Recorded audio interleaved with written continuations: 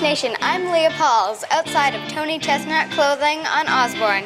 Today, the Arthur 60 broadcasting crew will be interviewing Jill Swatsky, a former Rosenart School graduate who has gone on to establish her own line of clothing.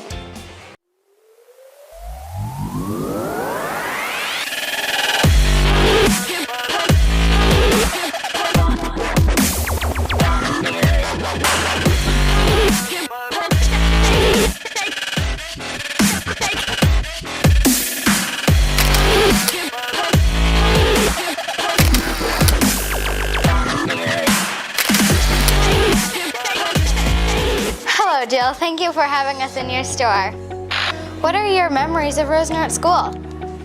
My memories are old because I feel like I went to Rosenart School a very long time ago. But good memories. I liked my school experience very much. Who is your favorite teacher? Okay, I feel like I have a two-part answer for this. Okay, I really liked Gwen Friesen because I just really dig her energy. I feel like she was never afraid to kind of march to the beat of her own drum, which I'm into. But I have a very, very specific recollection of being afraid of Mr. Cornelison, Mr. Lorne Cornelison. Not sure if he's still there. No, not there. I love that. But then when I was in his class, he ended up being one of my favorites. He was a terrific teacher, very lovely, and not scary at all. Do you have any memories of any current teachers at school? Shauna Stevenson she never taught me, but she was my volleyball coach for high school, and she was terrific. She was my gal, still is.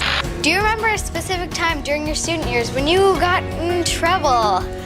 Well, Leah, this is a bit of a hot topic.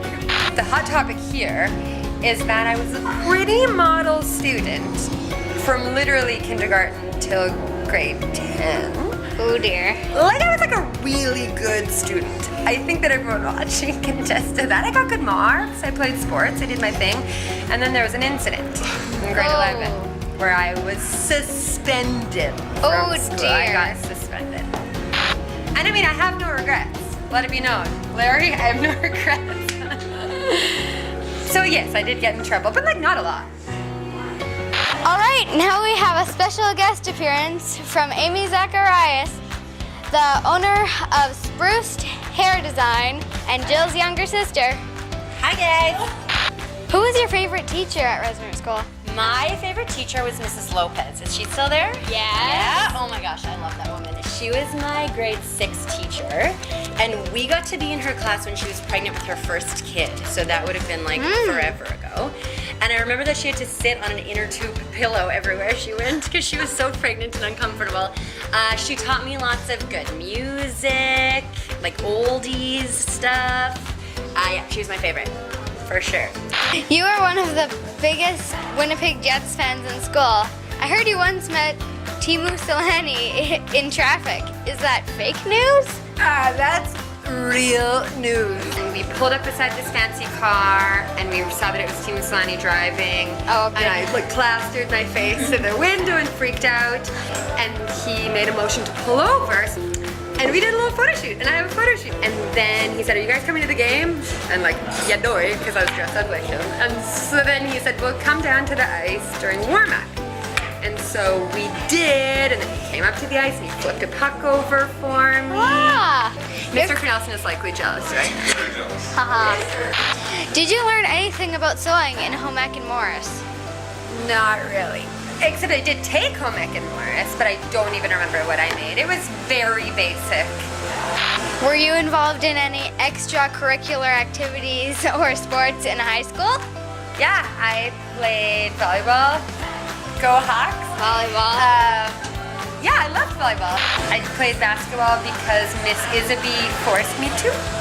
And I also ran track and field.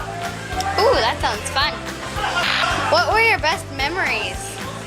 I think honestly just the relationships that I made with my teammates on the volleyball team some of which are your mother's. Yep. Your husband is something of a southern Manitoba small town legend. Because he's married to me? Sorry. As frontman for the Rippers. Is he still rocking? Yes, he is. Yeah, he is. The band that he's in just celebrated their 20th year playing music together, and they've been named the grandfathers of Winnipeg rock, which is great. That sounds amazing. Take me out, show me round, take me back to my hometown. I want to see those lights. Oh, want to see those lights. Yeah. In our alumni interviews, we have a feature called Explain That Gram, where we pull up a few pictures from your Instagram account and ask you to give us the details. Are you up for that? Okay, sure. So that's my family, and I believe we're leaving for either a camping trip or a road trip. I've got a clean head shave, which means that I mean business. Oh, that one. Oh, this is my oldest son. His name is Rollin. He's 9 years old. And he was asked to go on CBC to talk about the Winnipeg Art Party. So that's him on the radio, doing a live radio interview. Also, a lot of baseball photos on your Instagram. We've got the rally caps out for this one. It seems like baseball is a family favorite. Yeah, we love baseball. And actually, so my partner Chris, he's always been a big Chicago Cubs fan, but he's never been to Wrigley Field. But for his birthday, I'm taking him to 3 Cubs games at Wrigley Field in June. So we're going to Chicago. And finally, what's going on here? So I think Mo is my youngest kid, and I think he was 4, and he took that photo of me. It was right before Halloween, and we were in the dollar store looking for Halloween stuff, and he found that poop mask, and he made me put on a poop mask. All right then, let's talk fashion. When did you start becoming interested in designing clothes? So I went to fashion school, which was a 2-year program, and then that fed me into an internship, and I did an internship for a year. And then after that, I just kind of decided to start things on my own, and so I've been doing this in some context for 12 years. There was one summer where I made 13 wedding dresses, which was gross, but I learned a lot. What types of clothes do you make? I make clothing that is functional and utilitarian, but also allows yourself to express yourself creatively. What is your favorite fabric to use? I like linen for summer and wool for winter. I work with natural fibers, and those have become my favorites. Can you tell us a little bit about the importance of buying from a local maker, such as yourself? I think that, well, fashion is the second industry worldwide that creates the most waste and puts things in the oceans and landfills, which is awful. So I think that from an environmental standpoint, and then also from just a consumerism standpoint, buying things that are made either locally or where you know how they're being made and where they're being made is very important. It keeps fast fashion out of our landfills, and we also want to minimize the notion of unfairly paid clothing makers. And I think that buying from someone like myself or someone like Nathan from Old Hat is a really brilliant way to do that. When did you decide to open your own store?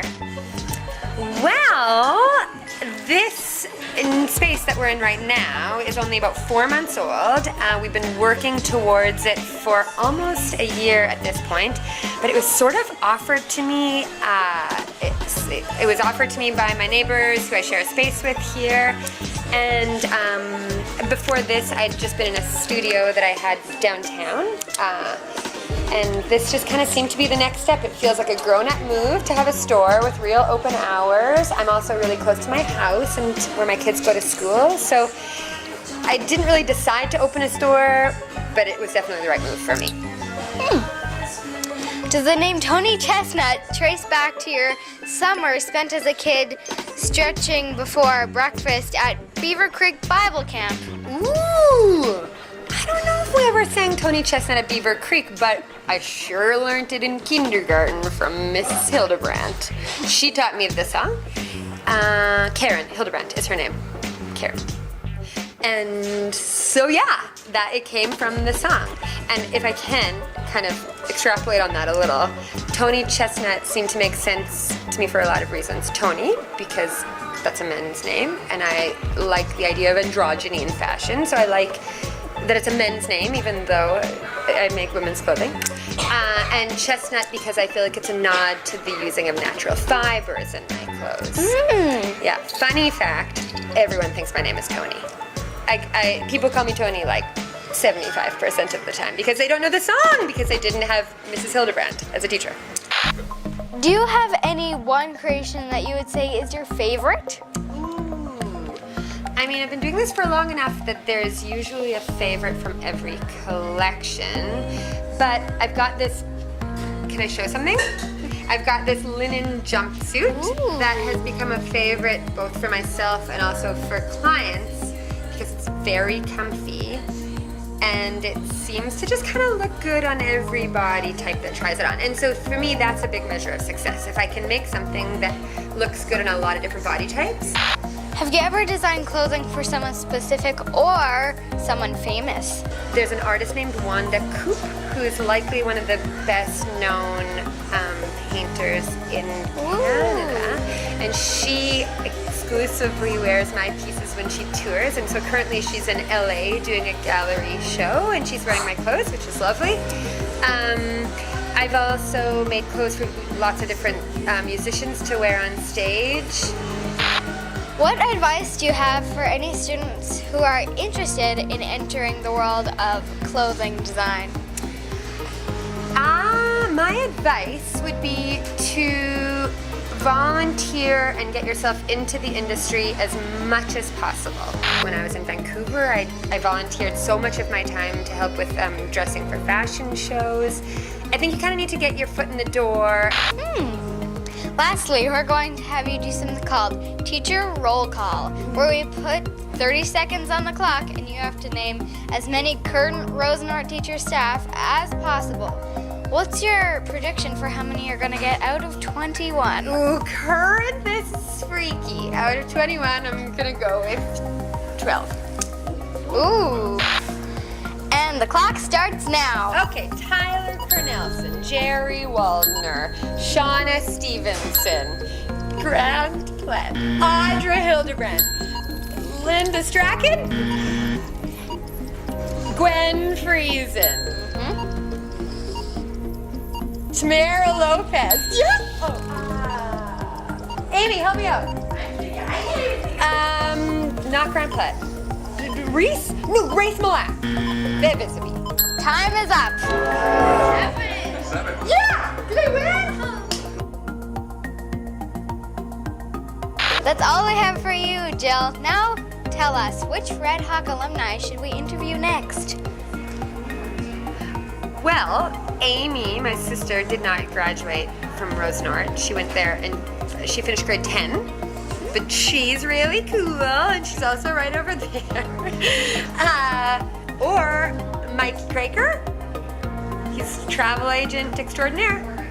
Thank you so much for taking the time to meet with us today, Jill.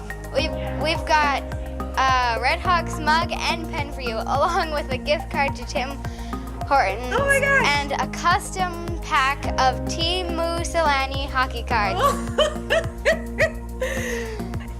This is great. It's worth it. Thank you, Leah. This is Leah Pauls signing off.